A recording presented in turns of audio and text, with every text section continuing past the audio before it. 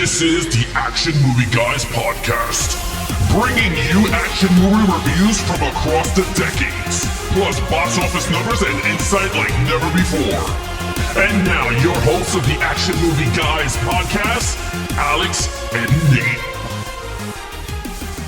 What's up, everyone? Welcome to episode number 44 of the Action Movie Guys podcast. I am your host, Nate, and that's my co-host, Alex Figueroa. And we are going to be tackling another Western. So, of course, this month of March, we've been going through Westerns each week. And this week's Western is it's another remake, mid-2000s movie, 3:10 to Yuma, starring Russell Crowe and Christian Bale. Alex, I know you recently saw this for the first time. So this is like a very recent rewatch for you. Yeah. But I haven't seen this since the not the theater. I've seen it after the theater, but it's been a long time since I watched this. 2007, this film came out. So there you go. Okay, 2007. I'd say it's probably been close to 10 years since I've seen it, honestly. So I was actually really looking forward to revisiting this one. But before we go ahead and give you our take on this movie, let's do a couple of housekeeping things first. If you're watching on YouTube, please make sure you go ahead and subscribe to the channel if you're not already. Give us a like and give us your comments with your scores for 3:10 to Yuma. And we're going to give you our criteria in a second. And if you're listening on the go, whether you're on Apple Music or Spotify or Stitcher or Google Podcast or wherever, make sure you give us a like, subscribe. That way you get the downloads every week and you can take us on the go with you. Okay, let's give you our criteria. We always score the same exact thing. Lead character, main villain, action scenes, storyline, and overall. And then we give you our total points out of 25. And then we let you know what we thought about the movie. So those are our criteria. Before we get to that, we get to my favorite part. This is where we talk about how much money we think it made and how much it made. And Alex tells you what he thinks the critics gave this and then what they actually gave it. Yeah. So, all right, box office first. This is where I guess. I've been pretty close lately. I don't think this was a huge hit. I think this is one of those movies that people liked, but it didn't make a ton of money when it was in the theater. Okay. So I'm going to give it, I don't think it was like a dud or anything. I'm going to say it made 57.5 million dollars. That's my guess. All right, here we go. 3:10 to Yuma, box office numbers from 2007. Domestic, $53,606,916. International, not so good, $16,409,304. On a worldwide total of $70,016,220 on a budget of $55 million. Ooh, okay. So it wasn't a huge hit because if you factor in marketing and things like that, it probably broke even or maybe even lost. Yeah. I don't know if it did well on video or not, but all right. So not amazing, but that's okay. Because we're going to tell you if the movie's good or not. It doesn't matter how much it made, right? That's and right. also, Rotten Tomatoes. So, Alex, what do you think this movie got from the critics and from the audience? Okay, so the critics this looked like a critic movie. Mm-hmm. So, am I going to go in the 90s bracket? I'm going to go with an 83. Okay, 83. The crowd liked Rambo Last Blood. They did. So I'm going to go with a 91. Oh, okay, 91. All right, so guess what? If you would have flip-flopped those scores, you would have been closer to the actual scores. But really? Either way, you're not very far off. Yeah. So the critics gave this an 89. It's an 89% critic score. And the audience scores an 86%. No matter how you slice it, it's very well received both by audiences and critics. People liked it. So it's kind of weird that it didn't make so much money, but everyone seemed to actually like it as far as reviews are concerned. But there's one thing that we want to tell you, and it's that none of that matters because on the Action Movie Guys podcast, we give you our scores. So who cares if it got an 86 or an 89 or anything like that? Because me and Alex are going to tell you what it's really all about. So Alex, please start us off with the lead character. This is, of course, played by Christian Bale in this movie. What did you think? All right, we already know. I'm not a crazy Christian Bale fan.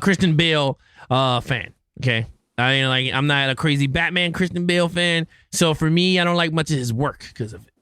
But Nate started to open my eyes a bit. I think I'm turning you around. You're turning me around because I started to like the Bales, but not the Batman version. But I like the Bales regular version. So I gave him out the bat. I gave him a 5. He was a very believable actor in this movie. He was a rancher. That I think he was in the war and then he lost his leg during the war, so he couldn't fight as much for his country. His kids used to pick on him, calling him was it they calling him a punk or something like that, like a one of those like scaredy cats or something. Yeah, and it's the older son. He was picking on his bastard. dad. Beat him with my own pig leg. I would have popped it out and whooped him with it. Anyway. Yeah. I gave him a 5. It was very believable. Once he met, Russell Crowe, their interaction, that's what brought the movie to light. And I thought Christian Bale was a hell of a lead for this. I would have gave him an Oscar in 2007 for this movie for Best Lead. But again, I gave him a 5 here in the Action Movie Guys podcast. Nate. All right. Great score. Listen, not going to get an argument from me. Christian Bale's awesome. I am a big fan of Christian Bale's work in general. I really like him in almost everything he's in. So, I like him in this movie. I'm just under you. And by just under, I mean 4.5 is what I gave him. A 4.5. I think he's a great lead. He's someone worth following. I think that's always important, right? If you have a lead character, you got to want to follow them. And I want him to do well. I want him to succeed. He turns a corner for me pretty early on when he's talking with his wife. And it's the scene where they're having dinner with Russell Crowe. They're at his house and he's talking to his wife and they go in the room. That little speech he gives his wife, right then I was like, I want this guy to succeed. No matter what happens in this movie, I want him to do well. Because before that, he's kind of quiet. He's a quiet character throughout the movie. So let's get that out of the way. He's a more quiet character. And I think that might affect, for me, the 5. And we're going to get to it in literally a second. But for me, a 4.5, a great lead character, and a great performance, though. His performance of the character is great. I agree with you. I wouldn't have been surprised if he had been nominated for an Oscar. He's darn good in this role. So, villain. Now, this is why I gave him a 4.5, because Russell Crowe is absolutely... I don't say he steals the movie, but he's so, and I'm not the biggest Russell Crowe. The way you feel about Christian Bale, that's me with Russell Crowe. I'm not the biggest Russell Crowe fan. He's way more charismatic than Christian Bale, and he's slightly more fun to watch, even though you know what I mean? So he's a 5 for me, by the way. A 5 for Russell Crowe. A great character, ruthless, bad guy. He has moments, you know what I mean? They're sprinkled throughout where he doesn't quite do what you think he's going to do, but he's still a villain. He's not a good guy. You know what I mean? And I like that. I like when bad guys maybe do something that's good, but they're still a bad guy. Yeah. You know what I mean? It starts off pretty early where, when they're at the camp and the Apaches, they're going through the Apache section and he ends up saving Christian Bale's character. He could have let him get shot. You know what I mean? He could just let him die, and he would have went on his way or whatever. But he doesn't. He saves him. And there's a couple moments sprinkled throughout, which I really enjoyed. But Russell Crowe owns in this movie. He's charismatic. He got some great dialogue. Really great dialogue. This movie's very well written, but he delivers the dialogue very well. I really love him in this movie. I gave him a 5. Look, dude, you said everything. Okay? You said everything. But what I will say is, what I would add to that is Russell Crowe stole the damn show. There's nothing I can say. He is the embodiment of an freaking gunslinger bad guy. Like, that dude was it, man. If you wanted a bad guy, Russell Crowe was your bad guy. He had the wits, okay? He knew how to talk to the good guy and mess with his mind. He knew how to, escape from certain situations if he didn't want to, but he did. And his morals were good, but bad, but in between. You really didn't know where he could go. And that's what I loved about Russell Crowe. And I'm with you. I wasn't a crazy Russell Crowe fan until he was Jor-El in Man of Steel. And that's when I was like, oh, this guy's good. You know what I mean? I was like, he was believable. But, I gave him a 5, like I said. I loved him. I mean, him and Christian Bale had some great chemistry, especially towards the end. It was one of the best. I loved it. It's like a great 1-2 lead in this movie, right? Like good guy, bad guy. Yeah. It was top notch. And one of my favorite parts, I like what you said too there, where he's talking when they're at the campfire the first time, and he's talking with Christian Bale. It's not a funny scene, like it's not written for. Even though there is some light comedy in this. Yeah. Alan Tudyk is in this, and he's pretty funny. But there's a scene where he's talking with Christian Bale, and Christian Bale just points at him, and he's like, "Go to sleep."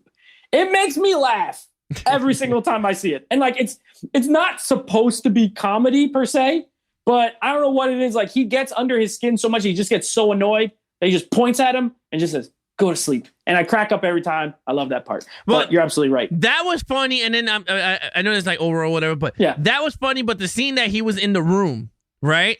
And they kill the sheriff or whatever it was, or they shoot the sheriff, and he tells him, "All you got to do is take $1,000 and let me go." Yep. And he's like, "No." And I'm like, "Dude, just take it, man. Yeah. You were rich." And he's just like, "No." And then that's when he gave him the speech, like, you don't understand. And then I really felt bad. And I'm like, and he felt bad Christian for him Bale, too. Yeah, he's great in this. And he's not Shades of Grey, where Russell Crowe has some. Bale is whatever. I think the line delivery works well. If he was just like a little more, I would have given him the 5 as well. But you're right. Yeah, he just says no. Yeah, he was like, nope. And the cool thing is that Russell Crowe is sitting at the edge of the window and going, "Hey guys, stop shooting." He's like, it's great. Oh, yeah, that was really good. But yeah. All right, so action scenes, please. Let me just tell you right here, action scenes. You wanted to see good Western action scenes. I mean, modern take on a Western, okay? Because I love Quick and the Dead. I think that's a great for one of those tournament style shooting movies. I love Magnificent Seven. Okay, that has some good action scenes. But you want straight cowboys and Westerns? This is a 5. Okay, that final of them getting onto that choo-choo train, okay, is one of the best. The choo-choo train, is one of the choo-choo is one of the best scenes I think I've seen in a long time. It was shooting, they were ducking. Christian Bale was hiding behind barrels because everyone was shooting him all over the place. His son got in the action, and you know what? I loved it. And I gave it a 5. Dude. Yeah. I gave it a 5, man. Nope. I'm not going to change. I'm not going to say anything. It's 5 for me too. So I also give it a 5. Now, I will say this. I know you guys know because we've been doing this for 44 episodes now, and I've mentioned this. I do like variety with my action. This doesn't have the most variety, but you have to consider the time, right? It's a Western. So it's pretty much just going to be shootouts. You know what I mean? The cool thing is that they are very well executed shootouts. Very well directed. James Mangold directed this. He's an incredible director, and he did a great job directing all these action scenes. Also, it's rated R, so there's blood. It's violent, which I like. If you're not going to do like super creative action, at least make it brutal and violent, and this is that. So it makes up for that. Although early on, you do have that scene where they have the machine gun, like that big machine gun on the thing, and that's pretty different. Also, they shoot a dynamite on some horse, and the horse just explodes. I love that part. So they did try to mix in where they could, besides just standard point and shoot, Westerns. So I gave it a 5 as well. I think this is the first of the Westerns we watched that is like an action movie Western. You know what I mean? And it has all the qualities of a traditional Western, but then modern action, which I appreciate. Yeah. All right, storyline. So this might come as a surprise. I'm going to give it a 5. It is a very simple story, okay? But sometimes simple is exactly what you need. You don't need it to be overly complicated, right? You have a bad guy who is on the run, as most bad guys were. He's an outlaw, right?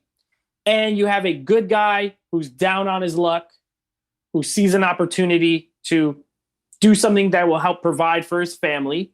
So you're instantly rooting for him, right? Then you have this dynamic of them. It's also kind of like a road movie because they're traveling from one place to another.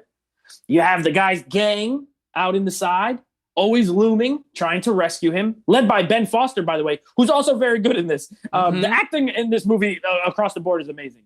And that's pretty much it. This guy needs to get from point A to point B. I need to get paid, and we got to not let these guys rescue him. That's I've explained to you the whole movie, and yet it's 2 hours and it's enthralling the entire time. And I think when you can do that, then the storyline is very good. Not overly complicated. Good dialogue, very well written. 5 out of 5. Yeah, you look. There's a pattern here, and there's a pattern, and it's called the 5 pattern because that's what you're about to get. I'm giving it a 5 too. And the thing is, I agree with everything you said, and that's the key about this movie. Simple plot. You don't need a physics degree to figure out what you're gonna do in a Western movie. Okay, simple. John Wick 1. Simple. You kill the dog, he goes apeshit. That's all you want. That's all you want in the movie. This 3:10 to Yuma is mad simple. The pacing in this 2-hour movie that Nate said is amazing. You're not bored at times. Even when they're talking, you're still invested in the character. Then the action picked up a little bit, sprinkle a little bit of here. Then they go right into talking more, sprinkle a little bit of more action, talking, action, bam, mad action towards the end, and then a little bit of talking. Loved it. I loved it. It's you said it the best. I give it a 5. And you're right. You know what? Every time they start to talk, and not too long, but just they start to talk, something violent happens. Period. Something violent. Either a shootout, or someone gets stabbed, or someone gets lit on fire in a stagecoach, or something blows up, or someone escapes. As soon as the dialogue gets to a point where they're talking a lot, someone's pointing a gun. It's great. You're right. The pacing is just like, you can't never just sit there. This is not one of those Westerns where you're just looking at vistas, you know what I mean, of like the Old West. And those are great. They're beautiful. This ain't that one, although it does look good. So, okay, overall, you go. Yeah, I think I know what you're going to give it, but you still go. You know, the pattern, man, it's the pattern. Okay? There's a pattern, and the pattern is, it's a 5. Okay? It's Johnny 5 of 5. Yep. Right? It's overall, this is what you want in a Western movie. Okay? You got great story. You got great pacing in the story. You got great cinematography. The landscape is beautiful. Okay? Yep. In the dark, when the fires are on, looks amazing and stunning in 4K. Now, this is not a 4K disc review, but I'm telling you, it looks crazy good in 4K. Christian Bale as the lead. Amazing with his nice, sexy silk hair. Okay? Then you got the brute. Okay? Mad Dog Crow. Russell Crowe's freaking character, which I don't know. I don't think that's his name, but Ben Wade. Yeah, Ben Wade or whatever. Amazing. Okay? He felt for my man. He was like, you know what? I'm getting on that train. Because he already know he could escape it because he did it like 100 times. So, yeah, so he did it for him. He was like, you know what? I'm going to make this guy do it. And they almost became friends. They almost did, man. You know? And they almost did, and I like that. And you know what? As an entire package, man, guys, get yourself 310 to Yuma, man. And I'm telling you, it's not gonna be a wrong choice. If you're not into Westerns, this is a good movie. Like True Grit. We did True Grit, okay? Last episode, a few episodes back, was True Grit. Last one, yeah. Right? Yeah. And I think this is a better movie than the remake of True Grit, but True Grit had the same feel as this. It's just that it did not have the action and the pacing that we wanted. Okay? Because that had a little dull moments, but it didn't sprinkle a little bit of the action. It didn't, you know, in the words of Michael Jackson, it didn't sizzle it. They didn't sizzle it. You know what I mean? So, with that said, I gave it a 5 overall. What do you give it? So this movie, for me, a 5 is perfect. This, I have a couple of minor things that bother me about this movie. They did the first time and they do now. I hate, and I know whatever, I don't care. I hate the son character, Logan Lerman. He's so annoying right off the bat.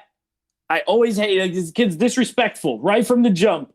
And for me, this is a pet peeve. I always hate disrespectful kids. I'm just like, ugh, like get out of here. He's annoying. Now, is there redemption? Is there? Sure. You know what I mean? And they come to understand. But he always kind of bothers me, and he's annoying for a while. You know what I mean? Also, I do like Ben Foster in this a lot. I like the other gang, but I wish, I don't want to say I wish they were in it more, but maybe like just a touch more, because they go for some stretches. You know what I mean? Where it would have been interesting because they're dynamic. You know, the Ben Foster especially is dynamic in this. So give me a little more. I wouldn't. 4.5 for me. It's a 9 out of 10. In my brain, I'm thinking, you know, out of 10, I give this movie a 9 out of 10. It's close to like a perfect movie in my opinion.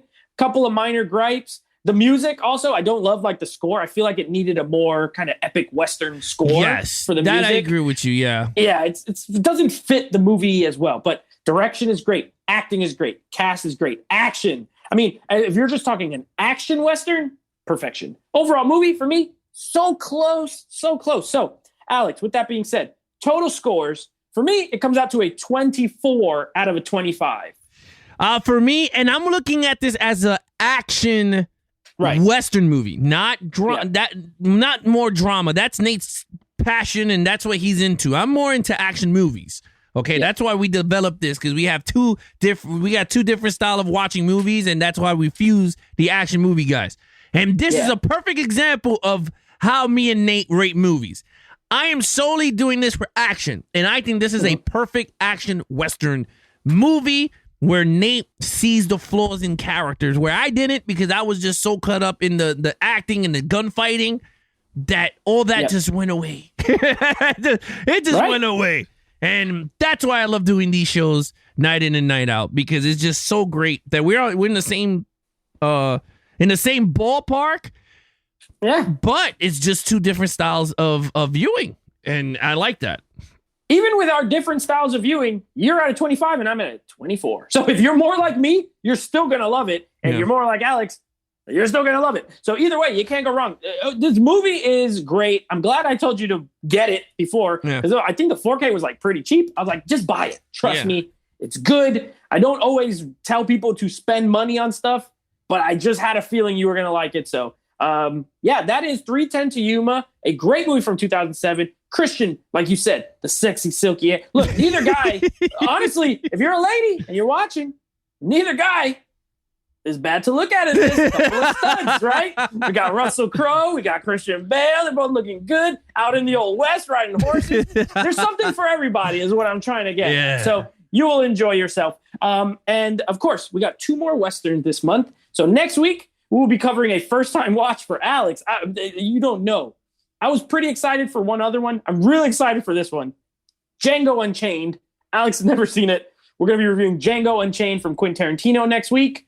And then we'll be wrapping up the Western month with the remake of The Magnificent Seven, starring Denzel Washington, Chris Pratt, and a bunch of other good actors. So, yes, that's what we got coming down the pipeline. Yeah, and again, thank you to everyone that voted for us to watch this. That's something that we have not been saying, but again, thank you so much, because I mean, you guys booked us till like almost the end of the summer in terms of movies through to May. watch. We're done. Yeah, through May. So yeah, just keep it coming. The more you guys vote, the more we keep watching these action movies. But again, if you want to follow Nate over on Instagram at NateFlix Reviews, and then of course check out his podcast with him and his friends, NateFlix Movie Reviews, on Apple Podcasts, Stitcher, Spotify, anywhere you listen to your podcast on.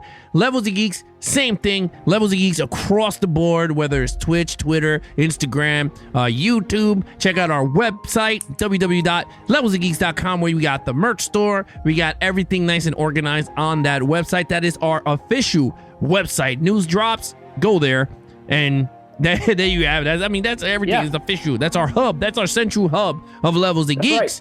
Right. Till then, that is your host, Nate. I'm your host, Alex Figueroa. Be awesome to each other and geek out.